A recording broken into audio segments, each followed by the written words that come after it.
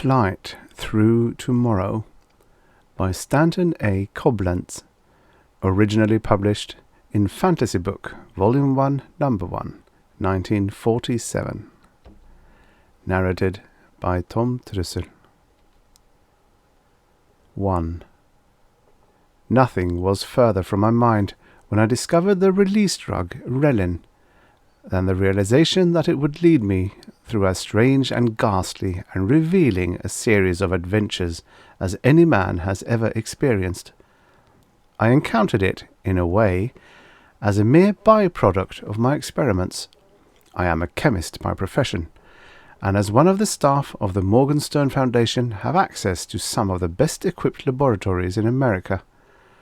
The startling new invention, I must call it that, though I did not create it deliberately, came to me in the course of my investigations into the obscure depths of the human personality. It has long been my theory that there is in man a psychic entity which can exist for at least brief periods apart from the body, and have perceptions which are not those of the physical senses. In accordance with these views, I had been developing various drugs, compounded of morphine and adrenaline, whose object was to shock the psychic entity loose for limited periods, and so to widen the range and powers of the personality. I shall not go into the details of my researches, nor tell by what accident I succeeded better than I had hoped. The all-important fact, a fact so overwhelming that I shudder and gasp and marvel even as I tell of it, is that I did obtain a minute quantity of a drug which, by putting the body virtually in a state of suspended animation, could release the mind to travel almost at will across time and space. Yes, across time and space. For the drag of the physical having been stricken off, I could enter literally into infinity and eternity. But let me tell precisely what happened that night when at precisely 10:08, in the solitude of my apartment room, I swallowed half an ounce of Relin and stretched myself out on the bed, well knowing that I was taking incalculable risks, and that insanity and even death were by no means remote possibilities of the road ahead. But let that be as it may.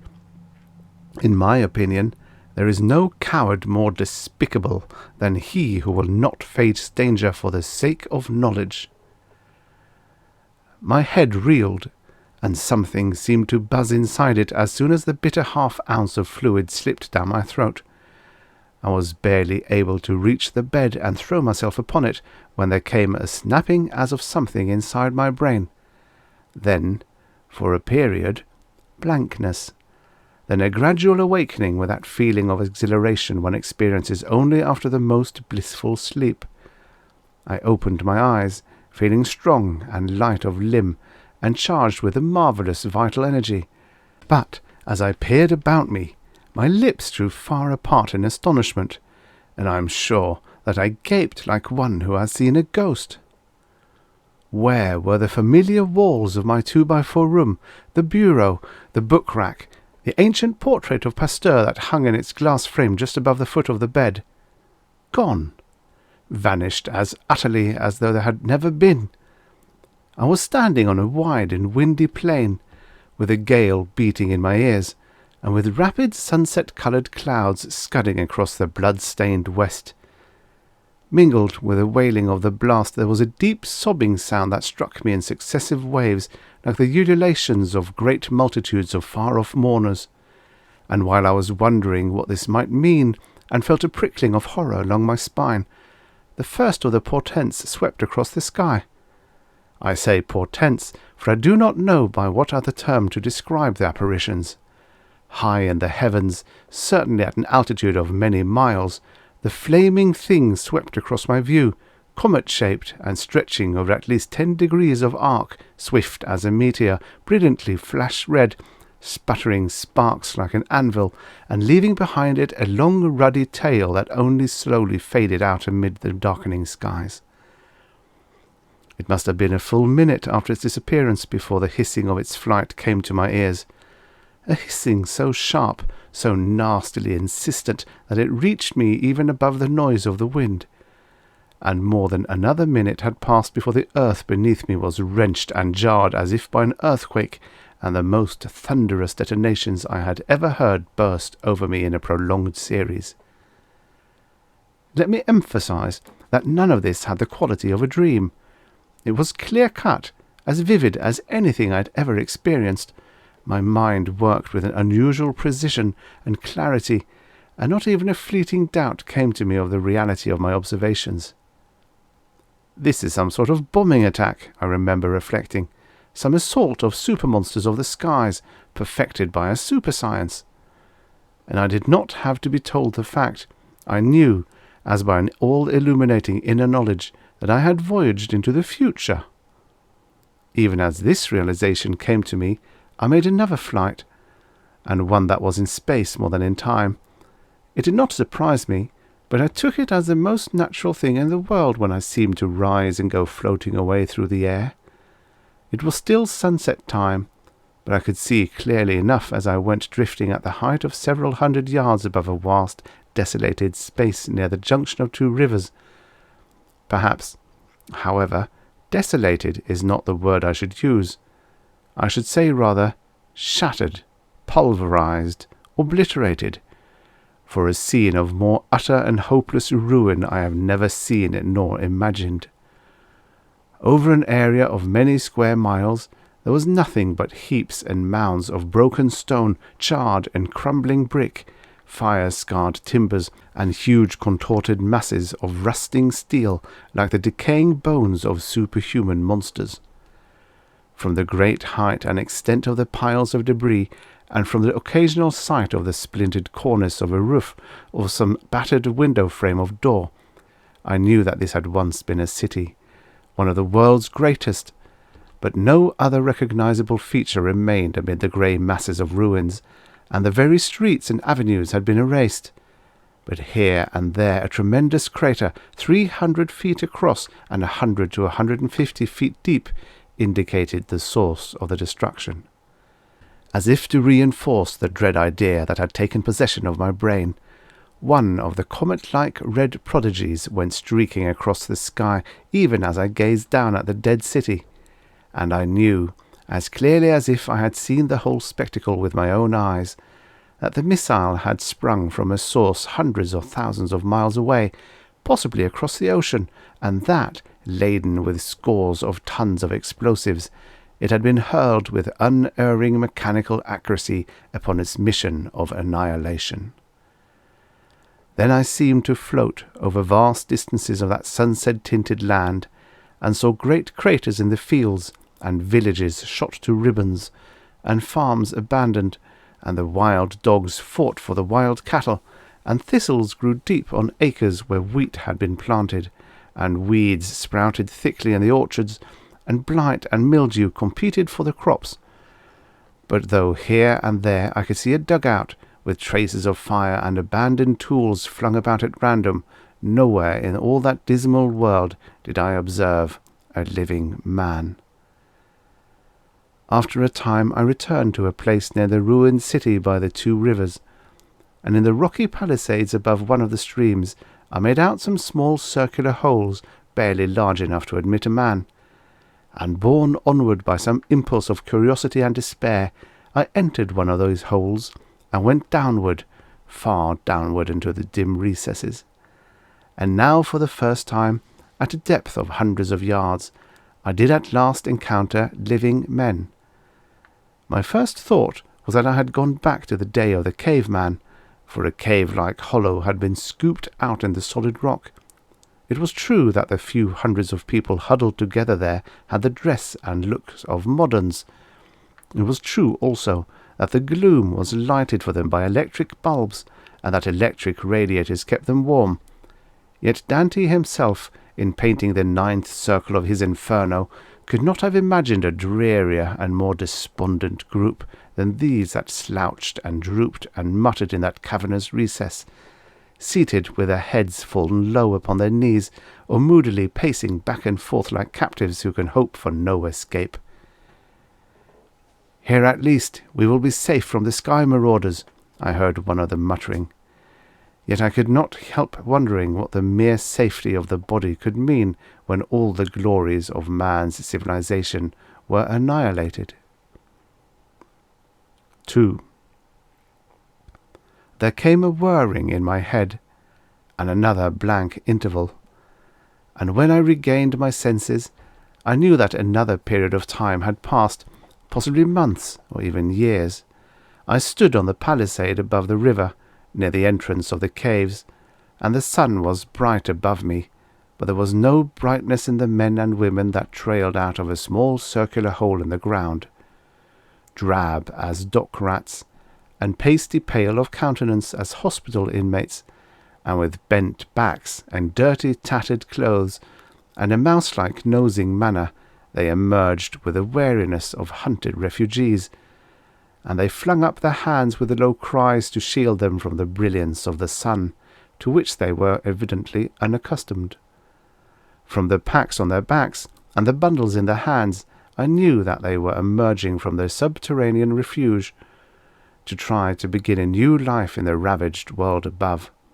And my heart went out to them, for I saw that, few as they were, not more than 50 in all, they were the sole survivors of a once populous region, and would have a bitter fight to wage in the man-made wilderness that had been a world metropolis.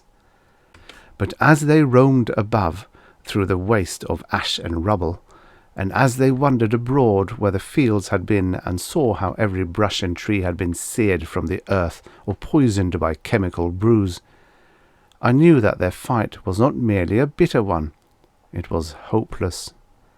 And I heard them muttering among themselves, "We have not even any tools." And again, "We have no fuel left for the great machines." For they had lived in a highly mechanical world, and the technicians who alone understood the workings of that world had all been destroyed, and the sources of power had all been cut off, and the power was the food without which they could not long survive. Unable to endure their haggard hangdog looks and grim despondent eyes, I went wandering far away, over the length and breadth of many lands, and nowhere did I see a factory that had not been hammered to dust, nor a village that had not been unroofed or burnt, nor a farm where the workers went humming on their merry toilsome way. Yet here and there I did observe little knots of survivors. Sometimes there were half-clad groups, lean and ferocious as famished wolves, who roamed the houseless countryside with stones and clubs, hunting the wild birds and hares, or making meagre meals from bark and roots. Sometimes 3 or 4 men, with the frenzied eyes and hysterical shrieks and shouts of maniacs, would emerge from a brush hut by a river flat. Sometimes little bands of men and women, in a dazed, aimless way, would go wandering about a huge jagged hole in the ground, where their homes and their loved ones lay buried. I came upon solitary refugees high up on the scarred mountain slopes, with nothing but a staff to lean upon, and a deerskin to keep them warm. I saw more than one twisted form lying motionless at the foot of a precipice. I witnessed a battle between 2 half-crazed, ravenous bands, with murder and cannibalism and horrors too grisly to report. I observed brave men resolutely trying to till the soil, whose productive powers had been ruined by a poisoned spray from the sky, and I noted some who, though the fields remained fertile enough, had not the seed to plant, and others who had not the tools with which to plough and reap, and some who, with great labour, managed to produce enough for 3 or 4 mouths, had 20 or 30 to feed, and where the 3 or 4 might have lived, the 20 or 30 perished. Then, with a great sadness, I knew that man, having become civilized, cannot make himself into a savage again. He has come to depend upon science for his sustenance, and when he himself has destroyed the means of employing that science, he is as a babe without milk, and it is not necessary to destroy all men in order to exterminate mankind. One need only take from him the prop of his mechanical inventions. 3. Again there came a blankness, and I passed over a stretch of time, perhaps over years, or even decades, and I had wandered far in space, to an island somewhere on a sunny sea, and there once more I heard the sound of voices, and somehow, through some deeper sense, I knew that these were the voices of the only men left anywhere on the whole wide planet, and I looked down on them, and saw that they were but few, no more than a dozen men and women in all, with 3 or 4 children among them. But their faces, unlike those which I had seen before, were not haggard and seamed, nor avid like those of hunting beasts, nor distorted by fury or famine. Their brows were broad and noble, and their eyes shone with the sweetness of great thoughts, and their smiles were as unuttered music. And when they glanced at me with a clear, level gaze, I knew that they were such beings as poets had pictured as dwellers in a far tomorrow. And I did not feel sad, though I could not forget that they were the only things in human form that one could find on all earth's shores, and though I knew that they were too few to perpetuate their kind for long. Somehow I felt some vast benevolent spirit in control, that these most perfect specimens of our race should endure when all the wreckers had vanished. As I watched, I saw the people all turning their eyes to an eastern mountain, whose summit still trailed the golden of the dawn clouds, and from above the peak a great illuminated sphere, like a chariot of light, miraculously came floating down, and the blaze was such that I could hardly bear to look at it, and exclamations of wonder and joy came from the people's throats, and I too cried out in joy and wonder as the radiant globe descended, and as it alighted on the plain before us, casting a sun-like aura over everything in sight. Then, through the sides of the enormous ball, I would not say through the door, for nothing of the kind was visible, a glorious being emerged, followed by several of his kind. He was shaped like a man, and was no taller than a man, and yet there was that about him which said that he was greater than a man, for light seemed to pour from every cell of his body, and a golden halo was about his head, and his eyes shot forth golden beams so intense and so magnetic that, once having observed them, I could hardly take my gaze away. With slow steps he advanced, motioning the people to him, and they drew near, and flung themselves before him on the ground, and cried out in adoration, and I too threw myself to earth in worship of this superhuman creature, and I heard the words he spoke, and with some deeper sense I translated them, though they were not uttered in any language I knew. Out of the stars we come, O men, and back to the stars we shall go, that the best of your race may be transplanted there, and survive through means known to us, and again be populous and great. Through the immense evil within the breasts of your kind, you have been purged and all but annihilated, but the good within your race has also been mighty, and can never be expunged, and that good has called through your surviving few to us, your guardians, that we may take you to another planet, and replenish you there, and teach you that lore of love and truth and beauty which the blind members of your species have neglected here while they unfitted the earth for human habitation. So speaking, the Radiant One motioned to the people, who arose and followed him inside the great sphere of light, and when they had all entered, it slowly began to ascend, and slowly dwindled and disappeared against the morning skies. And now I knew there was no longer a man left anywhere on earth. Yet, as I gazed at the deserted shore, the empty beach, and the bare mountainside, a sense of supreme satisfaction came over me, as though I knew that in the end, after fire and agony and degradation, all was eternally well. That sense of supreme satisfaction remained with me when, after still another blank interval, I opened my eyes as from a deep slumber, and stared at the familiar book-rack, the bureau, the mottled paper walls of my own room. The clock on the little table at my side indicated the hour of 10:09. In other words, all that had happened had occurred in the space of 1 minute. Yet I know as surely as I know that I write these words, that the release drug had freed my spirit to range over thousands of miles of space, and that I have looked on people and events which no other eye will view for scores, hundreds, or even thousands of years to come.